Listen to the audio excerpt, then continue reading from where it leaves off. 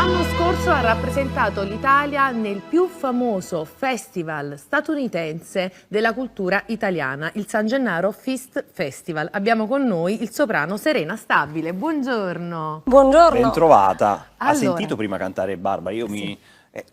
C'era qualcosa che andava? La domanda è al Perché la contrario. devi mettere in difficoltà, poverina? È appena arrivata. No, stai tranquilla, È andata bene. le attitudini ci sono. Brava. Bisogna lavorarci un pochino. Allora, vedi, un commento positivo da un grande soprano. Hai visto? Vedi? Fai sempre le figuracce, perché volevi dire che non canto bene. Assolutamente non è no, si può fare di più però. diciamo che c'è la buona volontà. Allora, Serena, non solo l'anno scorso hai rappresentato l'Italia in questo festival importantissimo negli Stati Uniti, ma sei stata la prima a portare la canzone classica napoletana. Non la prima. Cioè sicuramente Enrico Caruso, il primo soprano, quindi la prima voce femminile. La prima negli donna, Stati, certo. Sì, la prima donna negli Stati Uniti. Una scelta abbastanza particolare, venendo io dall'opera, ho cominciato a 14 anni nella musica classica, liturgica sacra, quindi austera, e poi quando per esperienze personali come l'insegnamento alle scuole medie mi sono accorta che la grande cultura musicale che ci appartiene, l'articolo 9 della Costituzione italiana lo dice, lo spiega alla grande: siamo l'unica nazione ad avere al 9° posto l'importanza della cultura. Dopotutto è a Napoli che nascono alla fine del Cinquecento i più grandi e i primi conservatori, dove nasce la tecnica della composizione della musica classica mondiale. Amici giapponesi e russi vengono qui ad imparare la nostra canzone classica napoletana e parte tutto da lì. Parte da quella famosa villanella che sviluppata si diventa la classica napoletana, l'aria da camera, diventa poi con frammenti anche quella che è dalla manza fino a giungere alla canzone italiana. Non sono informazioni note a tantissimi, ma bene sì, tutto arriva da lì. Quindi non potevamo non conoscere quella che è la nostra cultura. Posso chiederti se mi regali un pizzico della tua arte o bisogna scaldare la voce? Io Allora, chiedo. serve sempre scaldare la voce. Certo. Serve perché se si va in palestra e si fa una spaccata, il muscolo potrebbe essere non pronto. Quindi va sempre riscaldata la voce perché è fondamentale. Scelgo un brano che non è la classica napoletana famosa come quella che ho portato in America, tipo... Quale hai portato? Ho portato Torna a Sorrento, Sole mio, Passione, a Bucchella, brani famosi nel mondo, perché la nostra lingua napoletana è famosa nel mondo, per tutte le nazioni. Hai fatto bene a sottolineare lingua, è perché una il napoletano lingua è una italiana, lingua. lo sappiamo, la nostra Talmente è una famosa lingua. che John Turturro ci ha fatto un film utilizzando tutte queste canzoni nel raccontare Napoli. Ha iniziato Locunto Locunto Basile, con la nostra villanella che viaggiava, il napoletano che riusciva a viaggiare gratuitamente basta con la sua voce. Scelgo uno dei brani che non viene sempre cantato dai cantanti lirici, ma con quella che poi è l'evoluzione della canzone svolta un po' più in modo leggero, ed è del 1904, resa famosa da Pasquariello. Quando è nato Marco. Proprio l'anno di Complimenti, nascita di Marco. Poi mi devi dire chi è il tuo chirurgo, perché tra po' ne avremo un po' bisogno. E dice: io la dedico al mio papà, che non c'è più, e non al mio innamorato, perché è Vuocchio che ha ragionata. Ah, ok, conosco. E il ritornello dice che Vuocchio che ha ragionata senza parlare, e poi guardate sì,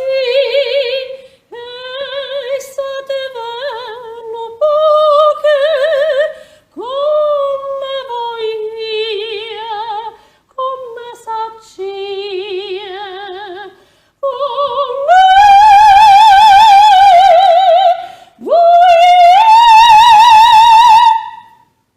Bravissima, grazie. Grazie. Beh, posso dire che i tuoi occhi sono veramente belli. Grazie. E guardarti ed esserne ispirata, devo dire, non ti offendere Marco. No, Grazie. assolutamente no, Serena, sarebbe grazie. strano il contrario. Guarda. Ascolta, mi è venuta in mente una cosa. È più difficile cantare da seduti?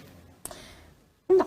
Ah, Forse con le gambe incrociate sì, ma essendo una femminuccia non potevo assolutamente prendere un'altra prendere un'altra posizione. posizione. No, perché la respirazione arriva da questo punto e occorre anche... Quindi non si schiaccia il diaframma? Assolutamente Ah, ok. no. È la stessa respirazione classica del parto, diaframmatica, ovviamente ha una serie di muscoli infiniti e questo anche per chi parla in pubblico, per gli attori, Certo. è fondamentale.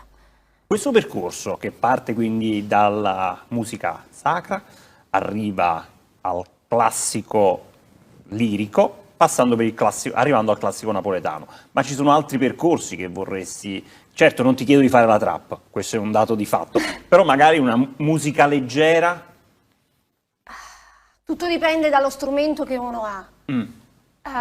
Voi che ragionate, io ho inserito un acuto che non c'era, perché è abbastanza con una tessitura bassa, quindi per me, io sono un soprano lirico leggero di coloratura, quindi eccomi, per me è più facile. Sicuramente l'opera è semplice rispetto a quella che è la fatica sia dell'interpretazione della grande potenza vocale che serve nella classica napoletana. Qual è il mio obiettivo?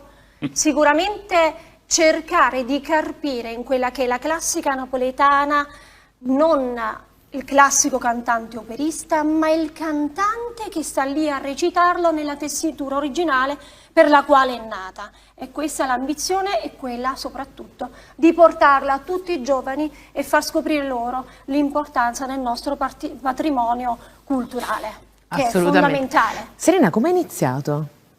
Ho iniziato a 14 anni, così per gioco, danzavo e la musica era in me.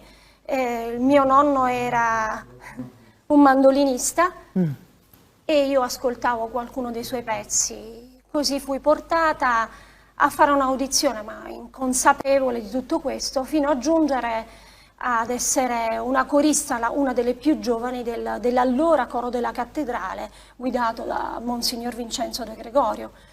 Da lì una serie di percorsi, una serie di insegnanti, ma la consapevolezza di avere la musica non soltanto come la passione della propria anima è accaduta quando, senza che neanche me ne accorgessi, ne diventasse un lavoro. Così mi sono formata al San Pietro a Maiella e ci ho vissuto almeno 17 anni e sono contentissima perché mi ha formato alla grande e ora sono qui con degli obiettivi un po' più vasti, ma grazie alla formazione classica. Barbara si allena 6 ore al giorno per fare la spaccata ed essere sempre in forma. Tu per te, avere la voce ancora così, quante ore fai di riscaldamento e studio? Veramente basta poco, bastano 15 minuti o a seconda dell'esigenza, basta veramente poco, l'importante è non essere esposti alle intemperie, certamente come diceva il mio vecchio maestro, non andare in discoteca, mi raccomando che io ti guardo, no? In discoteca a dormire presto sì, ma si può fare tutto quello che si vuole quando si conosce il proprio strumento, che non si finisce mai di scoprire, ecco, mai. abbiamo trovato l'inghippo. Sono andata troppo in discoteca. Eccola là. Recupererai, tranquilla. Serena, dove ti vedi nel tuo futuro? Qual è il tuo prossimo obiettivo?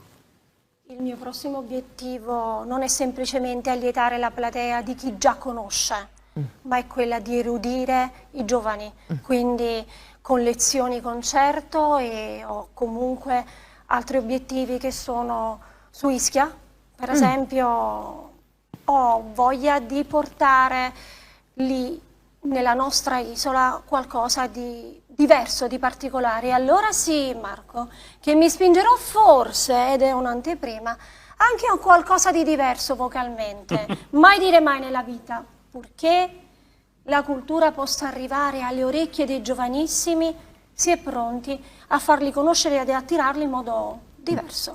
Grazie Serena Stabile per Grazie. essere Grazie a stata voi. Simpaticissima, con noi. grazie davvero.